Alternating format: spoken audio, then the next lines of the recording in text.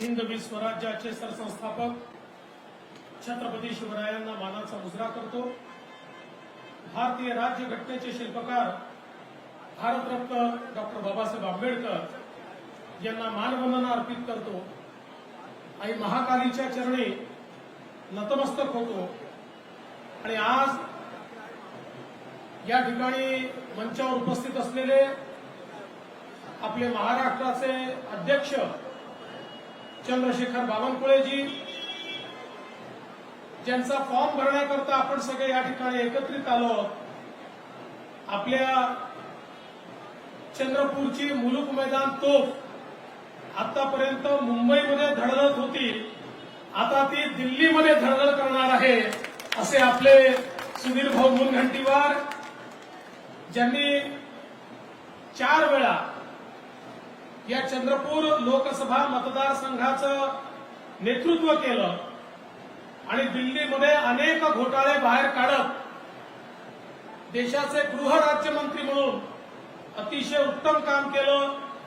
ते आदरणीय हंसराजभाई आहिर, सन्माननीय खासदार रामदास तडसजी, आमदार संजीव रेड्डी बुतकुलवारजी, आमदार संदीप धुर्वेजी, आमदार अशोक उईकेजी, हरीश शर्माजी, संजय धोटेजी, राहुल पावडेजी, अशोकराव जीवतडे, राजीव कक्कड, आमचे आशिष बाबू देशमुख, बंडूजी हजारे, नितीनजी या ठिकाणी उपस्थित, विजयजी राऊत, रमेशजी राजूरकर, संध्याताई गुरनुले, राखीताई कांचलवार, मंचावर उपस्थित सर्व मान्यवर आणि उपस्थित सर्व भगिनी आणि बंधूंनो, आताच सुधीर भाऊंनी या निवडणुकीचं महत्व काय आहे हे सांगितलंय। ही राज्याची निवडणूक नाहीये, ही देशाची निवडणूक आहे। देशाचा नेता कोण असेल, देशाचं नेतृत्व कोणाच्या हाती द्यायचं, याची ही निवडणूक आहे। ही निवडणूक सुधीर भाऊ किंवा काँग्रेसचा उमेदवार यांच्यातली नाही, तर ही निवडणूक हे ठरवणार आहे की देशामध्ये मोदीजींचं राज्य आणायचं की राहुल गांधीला संधी द्यायची, याचा निर्णय करणारी ही निवडणूक आहे। सुधीर भाऊला दिलेलं प्रत्येक मत हे मोदीजींना दिलेलं मत आहे, काँग्रेसच्या उमेदवाराला दिलेलं मत हे राहुल गांधींना दिलेलं मत आहे। आता मी तुम्हाला सांगण्याची आवश्यकता नाहीये या देशामध्ये राहुल गांधींची अवस्था काय। राहुल गांधी हे एक यात्रा घेऊन निघाले आणि असं गमतीने अनेक वेळा म्हणतात, त्या ज्या पावपडे संतन के तहाता बनता ढार, जिथे जिथे राहुल गांधी गेले त्या त्या ठिकाणी काँग्रेस तुटली फुटली, लोक सोडून गेले आणि निवडणुकीमध्ये त्यांना पराजयाचा सामना करावा लागला। आणि आज संपूर्ण देशामध्ये पूर्व पश्चिम उत्तर दक्षिण मध्य ईशान्य देशाच्या कुठल्याही कानाकोपऱ्यात गेलं, एकच नाव ऐकू येतं, नरेंद्र मोदी, नरेंद्र मोदी, नरेंद्र मोदी। आज देशाला मोदीजींच्या नेतृत्वात एक अशा प्रकारचं नेतृत्व लाभलंय की ज्यांनी देशामध्ये पहिल्यांदा गरिबाचा विचार केला, गरीब कल्याणाचा अजेंडा आणला, गरीबाला घर दिलं, शौचालय दिलं, पाणी दिलं, गॅस दिला, वीज दिली, लोन दिलं, गरीबाला उभं केलं। तुम्ही विचार करा, जगाच्या इतिहासात जे झालं नाही ते मोदीजींनी करून दाखवलं। 10 वर्षामध्ये 25 कोटी लोकांना गरिबीच्या बाहेर काढणारा नेता हा नरेंद्र मोदी आहेत। जे जगाला समजलं नाही, जे जगाला करता आलं नाही, ते या देशामध्ये मोदीजींनी केलं। मोदीजींचं सरकार मुठभर लोकांकरता काम करणारं सरकार नाही आहे। दीन दलित गोर गरीब आदिवासी शेतकरी शेतमजूर ओबीसी अल्पसंख्याक महिला या प्रत्येक घटकाला हे आपलं सरकार आहे, हा आपला नेता आहे, हे आपल्याकरता काम करतायत, अशा प्रकारची भावना आज या ठिकाणी झाली। आणि म्हणूनच आज आपण पाहतोय महाराष्ट्रातली आपली महायुती भक्कम झाली आहे. भाजप आहे, शिवसेना आहे, राष्ट्रवादी काँग्रेस आहे, रिपब्लिकन पार्टी आठवले आपल्या सोबत आहे, रासप आपल्या सोबत आहे. अनेक पक्ष हे आज आपल्या सोबत आहे आणि एक मजबूत अशा प्रकारची महायुती आपण तयार केली आहे. आणि चंद्रपूरमध्ये तर सुधीर भाऊंसारखा एक उमेदवार आपण दिलाय. सुधीर भाऊ नेतृत्व, कर्तृत्व, वक्तृत्व याचा तिहेरी संगम जर कुठे पाहायचा असेल तर तो आपल्याला सुधीर भाऊंमध्ये पाहायला मिळतो.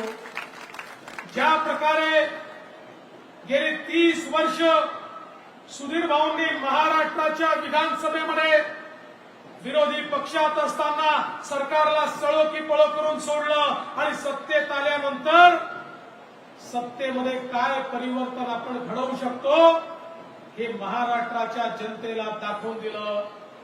या ठिकाणी 50 कोटी वृक्ष लावण्याचा संकल्प सोडून या महाराष्ट्राला हिरवगार करण्याचं स्वप्न हे जर कोणी पूर्ण करू शकलं तर ते सुधीर मुनगंटीवार पूर्ण करू शकले. आज संपूर्ण देशामध्ये ज्यावेळेस रिपोर्ट प्रकाशित झाला, एकच राज्य असं होतं की ज्या राज्यातलं जंगल वाढलं होतं आणि ते राज्य म्हणजे आमचं महाराष्ट्र होतं. हे सुधीर भाऊंनी करून दाखवलं.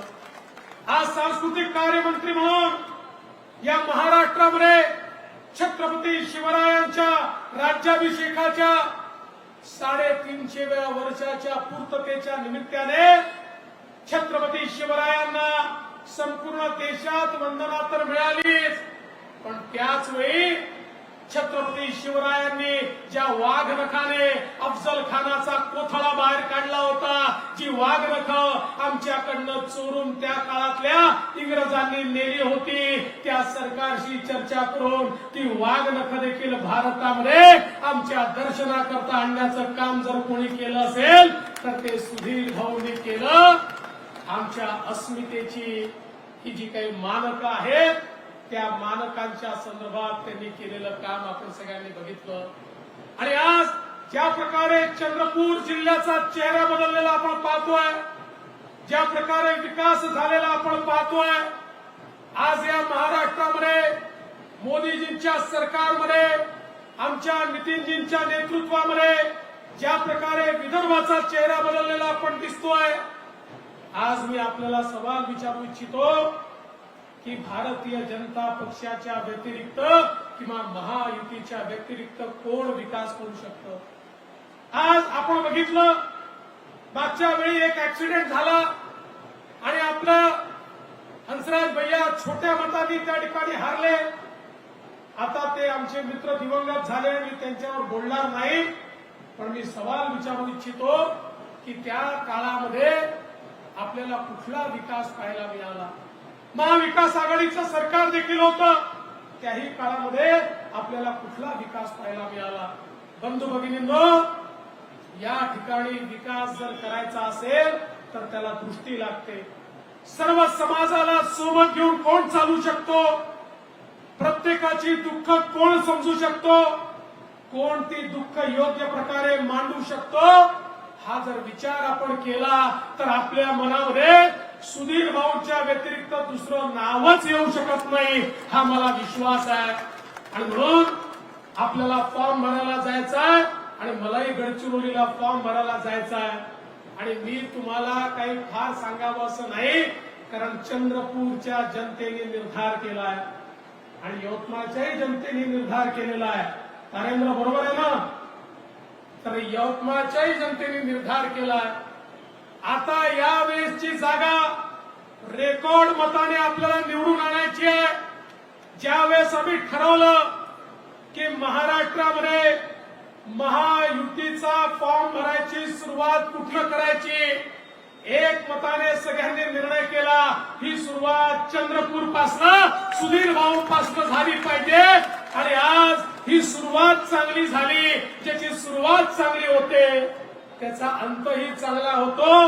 1 नंबर सुधीर भाऊ. आता 45 पार आमचं थांबूच शकत नाही. आणि अबकी बार अब की बार अब की बार अब की बार 400 पार करून मोदीजींना पुन्हा एकदा भारताचं प्रधानमंत्री बनवून या भारताला विकसित भारताकडे नेण्याचा संकल्प आपण सगळ्यांनी केलाय आणि त्याची जबाबदारी ही तुमच्यावर या ठिकाणी टाकतो आणि माझे 2 शब्द संपवतो.